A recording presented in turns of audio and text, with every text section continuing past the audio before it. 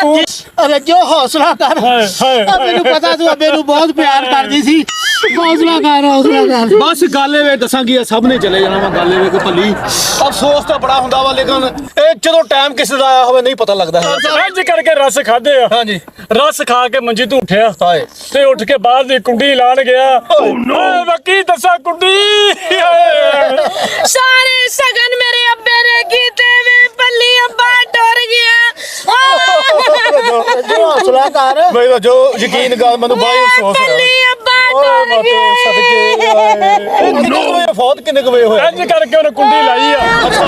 ਇੰਜ ਕਰਕੇ ਚੋਰ ਸਾਹਿਬ ਕੁੰਡੀ ਲਾਈ ਆ। ਹਾਏ। ਕੁੰਡੀ ਲਾ ਕੇ ਫਿਰ ਮੰਜੀ ਤੇ ਆਇਆ। ਅੱਛਾ ਅੱਗੇ ਉਹ ਦਰਵਾਜ਼ਾ ਖੜਕ ਗਿਆ। ਹਾਏ ਹਾਏ ਸਬਰ ਕਰ ਜੋ ਸਬਰ ਵੇ ਕਰ ਪੱਲੀ ਅੱਬੇ ਕੋਲ ਚਲੀ ਆ ਮੈਂ ਤੇਰੇ ਕੋਲ ਜਾਣਾ ਏ। ਓਏ ਭੱਲੀ ਓਏ ਮੈਨੂੰ ਬੜਾ ਹੀ ਅਫਸੋਸ ਹੋਇਆ ਓ ਭੱਲੀ ਮੈਂ ਓਏ